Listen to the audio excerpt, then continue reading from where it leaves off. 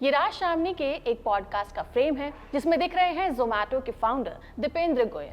लेकिन ये इनकी कनपट्टी पर क्या चिपका है? जब से ये पॉडकास्ट सोशल मीडिया पर आया है तब से यही चर्चा चल रही है। हर कोई जानना चाहता है कि आखिर ये है क्या। बाकी उन्होंने 10 मिनट में डिलीवरी से लेकर डिलीवरी पहुंचाने वालों की मुसीबतों पर क्या बोला, ये सब बातें बैकग्राउंड में चली गई है। सोशल मीडिया पर इसे लेकर पहले मीम्स बने, मजाक चला, लेकिन क्यूरियोसिटी इतनी बढ़ गई कि सवालों का सिलसिला बढ़ता ही चला गया। ये कोई मेडिकल गैजेट है या फिर फैशन एक्सपेरिमेंट या कोई ब्रेन चिप? एक्सपर्ट्स के बीच में भी इसको लेकर काफी बहस चालू है। कोई इसे हेल्थ टेक इनोवेशन मान रहा है तो कोई इसके साइंटिफिक प्रूफ पर सवाल खड़ा कर रहा है। तो चलिए इस वीडियो में समझते हैं कि आखिर ये क्या बला है। नमस्कार, मैं हूं डिम्पिका और आप देख रहे हैं खबर का। दीपेंद्र गोयल जोमैटो के को फाउंडर और सीईओ हैं। जोमैटो तो जानते ही होंगे ना, वो फूड डिलीवरी ऐप जो भारत में बहुत पॉपुलर है और अब ब्लिंकिट भी ग्रोसरी डिलीवरी के लिए उनके ही अंडर आता है। राज शामनी के साथ हुए पॉडकास्ट में दीपेंद्र अपने बिजनेस एक्सपीरियंस और लाइफ के बारे में बात कर रहे थे, पर इस पॉडकास्ट में उनके माथे पर एक डिवाइस लगा हुआ था। सिल्वर कलर के इस डिवाइस ने सबको अचरज में डाल दिया था कि आखिर इसका क्या इस्तेमाल हो सकता है। दरअसल इस डिवाइस का नाम है टेम्पल, जो दीपेंद्र के पर्सनल रिसर्च का हिस्सा है। ये जोमैटो से जुड़ा प्रोजेक्ट नहीं है, बल्कि एक अलग इनिशिएटिव है जिसका नाम है कंटिन्यू रिसर्च। दीपेंद्र ने नवंबर 2025 में एक्स पर एक पोस्ट किया था जिसमें उन्होंने अपनी ग्रेविटी एजिंग हाइपोथेसिस को इंट्रोड्यूस किया था। ये क्या है, इसे डिटेल में समझ लेते हैं। ये एक ऐसे डिवाइस है जिसे सिर के साइड पार्ट पर, कान वाले हिस्से पर लगाया जाता है, यानी कनपट्टी पर, जहां से टेम्पोरल आर्टरी गुजरती है।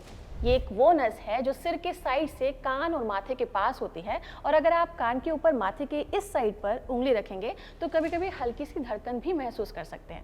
ये वही जगह है। ये नस दिल से आने वाले ऑक्सीजन युक्त खून को चेहरे, स्कैल्प और दिमाग के कुछ हिस्सों तक पहुंचाती है।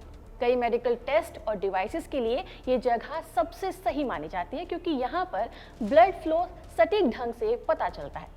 Temple device gravity ageing hypothesis पर बेस्ड है, जिसके हिसाब से ग्रेविटी यानी कि गुरुत्वाकर्षण का असर हमारे शरीर और ब्लड फ्लो पर काफी लंबे समय तक पड़ता है।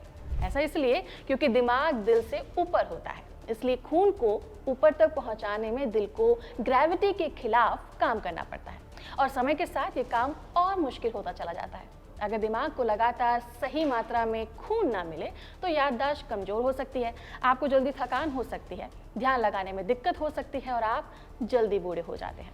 इसके लिए ज़रूरी है कि आप अपने बैठने और उठने के पोस्चर में बदलाव करें, स्ट्रेस कम लें और कुछ एक्सरसाइजेस करें।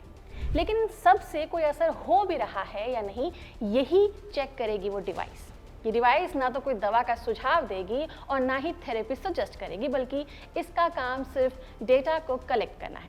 ठीक वैसे ही जैसे कि आप स्मार्ट वॉच पहनते हैं और वो आपके दिल की धड़कनों पर नजर रखती है। अपने इस प्रोजेक्ट पर दीपेंद्र $25 मिलियन यानी कि लगभग 225 करोड़ रुपए इन्वेस्ट कर चुके हैं। लेकिन अभी भी ये डिवाइस आम जन के लिए उपलब्ध नहीं है, ना ही कमर्शियल है। ये सिर्फ एक्सपेरिमेंटल है। लेकिन सबसे बड़ा सवाल ये है कि क्या सच में हमें इस डिवाइस की जरूरत है? क्या इसके दावे साइंटिफिक तरीके से सही साबित होते हैं और क्या ये हमारी सेहत सुधारने में मदद करेगा? मेडिकल और साइंटिफिक कम्युनिटी का मानना है कि टेम्पल डिवाइस को लेकर अभी तक जो भी दावे किए जा रहे हैं उन्हें पूरी तरह से क्लिनिकल तौर पर साबित नहीं किया गया है। यानी अब तक ऐसे ठोस मेडिकल प्रूफ मौजूद नहीं है जो साफ तौर पर यह कह सके कि ये डिवाइस वाकई दिमाग तक पहुंचने वाले खून के फ्लो को सही तरीके से माप सकती है।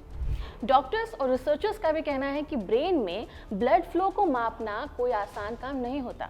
इसके लिए हॉस्पिटल्स में MRI बेस्ड स्कैन्स हैं और ऐसी एडवांस टेक्नोलॉजी है जो कि एक्सपेंसिव होने के साथ साथ काफ़ी तरीके से ये साबित करती है कि हम इसका सही रिजल्ट देंगे, लेकिन वो भी पूरी तरह से कंट्रोल इन्वायरमेंट में ही काम कर सकती है। ऐसे में स्किन के ऊपर लगने वाली एक छोटी सी वियरेबल डिवाइस दिमाग के अंदर ब्लड सर्कुलेशन को कितनी सही तरीके से दिखा सकती है, ये एक बड़ा सवाल है। इसी पर एम्स के पूर्व डॉक्टर और फिजिशियन साइंटिस्ट दत्ता का कहना है कि टेम्पल डिवाइस का दावा अभी जल्दबाजी है। डॉक्टर दत्ता ने एक्स पर लिखा कि इस डिवाइस की अभी भी एक उपयोगी डिवाइस के तौर पर जीरो साइंटिफिक स्टैंडिंग है। असल में जो खून टेम्पोरल आर्टरी यानी कान के पास वाली नस में बहता है वो सीधे दिमाग के अंदर ब्लड फ्लो को जानने का सही तरीका नहीं होता है। इसके अलावा एक्सपर्ट्स का एक ग्रुप तो ग्रेविटी एजिंग हाइपोथेसिस पर ही सवाल उठाता है। एक्सपर्ट्स का मानना है कि यह अभी मेन स्ट्रीम मेडिकल साइंस में एक्सेप्टेड थ्योरी नहीं है, इसलिए इसे एजिंग या ब्रेन हेल्थ का मेडिकल बेस बनाना भी सही नहीं होगा। हालांकि सपोर्टर्स का कहना है कि नए डिवाइस को हमेशा सवालिया नजरिए से देखा जाता है, जैसे पहले ईसीजी, फिटनेस ट्रैकर और ग्लूकोज मॉनिटर को भी यूजलेस माना जा रहा था, पर अब उसका इस्तेमाल सबसे ज्यादा किया जा रहा है। लेकिन टेम्पल डिवाइस सही में भविष्य है या फिर सिर्फ हाइप है, यह भी साफ तौर पर नहीं कहा जा सकता। आइडिया दिलचस्प जरूर है, लेकिन साइंस में किसी आइडिया और उसके प्रूफ के बीच में एक लंबा रास्ता होता है। अगर आने वाले समय में independent clinic trials, reviewed papers और इसके फेवर में रिजल्ट मिलते हैं तो टेम्पल जैसी डिवाइसेस प्रिवेंटिव हेल्थ में एक नया चैप्टर खोल सकती है। लेकिन अगर ऐसा नहीं हुआ तो ये सिर्फ एक एक्सपेरिमेंट बनकर रह जाएगा। आपका इस पर क्या कहना है? कमेंट सेक्शन में जरूर बताइए। नमस्कार।